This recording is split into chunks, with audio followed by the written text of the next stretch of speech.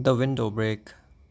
In July 9, 1993, in Toronto, Canada, Gary Hoy, a 38-year-old lawyer, worked on the 24th floor of the Toronto Dominion Bank Tower, known around the office for his confidence and a very strange party trick.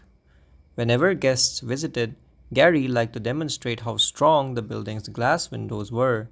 He'd run straight into them, bouncing off harmlessly, a stunt he'd pulled off many times before. On this day, during a firm event, Gary decided to show the trick again.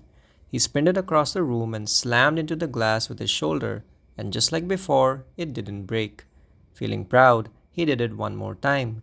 But this time, something went horribly wrong. The glass didn't shatter. Instead, the entire window frame gave way. The pane popped clean out of its fitting, and Gary fell 24 stories to his death. Witnesses downstairs saw him fall instantly. Emergency responders could only confirm what everyone already knew. The impact was fatal. Later, a structural engineer confirmed that Gary was right.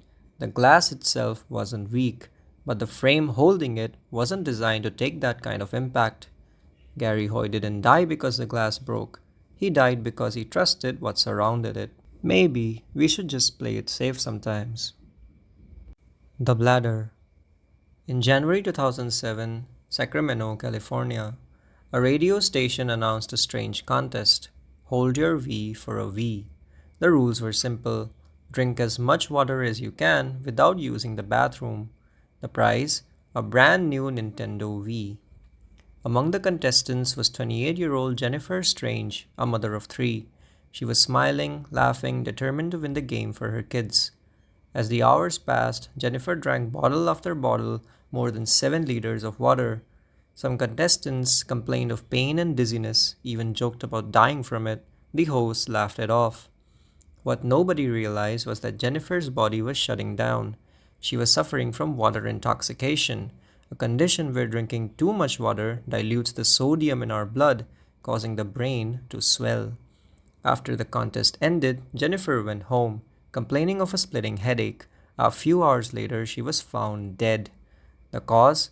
Acute hyponatremia. The same contest that promised fun had killed her. There was no medical supervision, no warnings, and no one at the station realized how dangerous it truly was. 10 employees were fired, and the station was later found guilty of negligence. Jennifer's family received $16.5 million in damages, but no price could undo what happened that day. Crushed by a car. In June 19, 2016, Los Angeles, California, Anton Yelchin, the talented Star Trek actor, was enjoying a quiet evening at his Los Angeles home. He had just returned from the store, groceries in hand, and was about to climb into his Jeep Grand Cherokee. He slid into the driver's seat, shifted the gear into park, and stepped out, a routine he had done countless times. But this everyday action hid a deadly flaw. The Jeep Grand Cherokee's gear shift had a design that made it easy to think the car was in park even when it wasn't. Jeep had issued recalls for the issue, but Anton's vehicle had not yet been repaired. As he walked down the driveway, the car rolled backward, gaining speed. Anton tried to push the car or move out of the way, but it was too fast and too heavy, weighing over 2 tons. The Jeep pinned him against a brick gate. The impact crushed his legs and chest, leaving injuries that were instantly fatal. Emergency responders later said that there was nothing they could do. The car's weight and pressure made rescue impossible. Investigators later confirmed that the car itself wasn't defective in function. The gear shift design was just misleading. The recall had been meant to prevent accidents like this.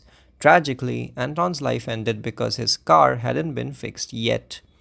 The accident sparked discussions about vehicle safety design and the importance of recalls. Jeep eventually updated the gear shift system, but for Anton it was already too late. Thomas Midgely Jr.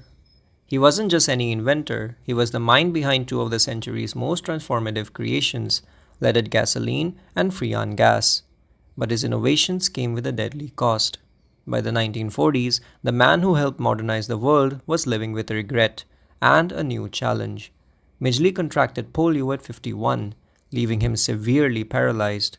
Still an engineer at heart, he designed a pulley system that used ropes, cables, and counterweights suspended from his ceiling, a self operated lift to help him sit up or move in and out of bed. The system worked using tension and gravity. He could pull one rope to raise himself, another to lower, but it was complex, and one slip meant those same ropes could twist or tighten uncontrollably. On November 2nd, 1944, it appears he tried to adjust or use the lift and became unsnared. After the police shifted, one of the cords likely wrapped around his neck, tightening under his own body weight. His housekeeper found him dead. Experts believe the contraption created a noose effect. His paralyzed body couldn't free itself once pressure built. Death would have come from strangulation or asphyxiation within minutes. The accident was ruled a mechanical entanglement, not suicide, but the irony was impossible to ignore. The man who engineered devices had been killed by one of his own.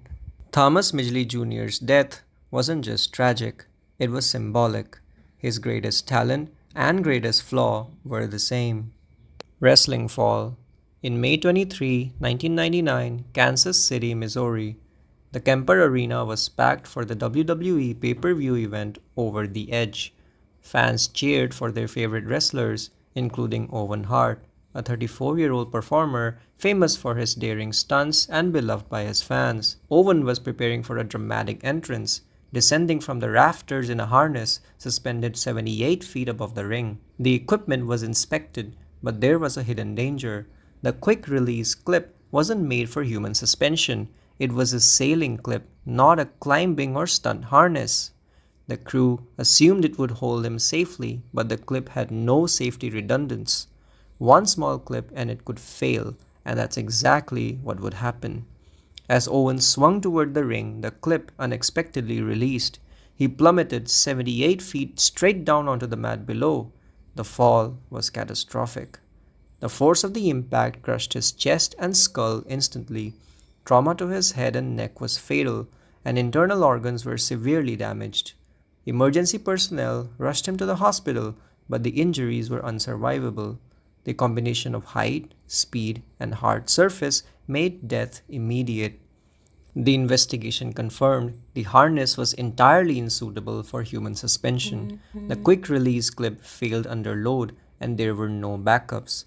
A preventable design error turned a spectacular stunt into a fatal incident. Owen Hart's tragic death was seen live by thousands. The iPhone.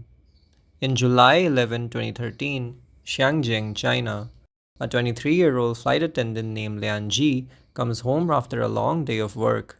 Her iPhone's battery is nearly dead, so she plugs it in using a cheap off-brand charger she bought from a local store. It looks normal, but inside it's a disaster waiting to happen. The wiring is thin, uninsulated, and lacks any voltage protection. Moments later, her phone rings. Without unplugging it, she picks it up to answer, and the instant her fingers touch the metal edge, a massive electric current surges through her hand. The shock travels up her arm, locking her muscles, stopping her heart, and burning the skin on her palm and ear. It's over in seconds. She collapses instantly beside her bed. Family members later find her lifeless, phone still clutched in her hand, the charging cable scorched and melted. Investigators confirmed the charger was a counterfeit model with no grounding or voltage limiter, letting the full 220 volts from the socket pass straight through the device. Apple later confirmed it wasn't one of their products and launched a worldwide warning and recall campaign for fake chargers. A $5 fake charger, that's all it took. On that night in Shangjian, Lian Ji was electrocuted to death by the very device meant to connect her to the world.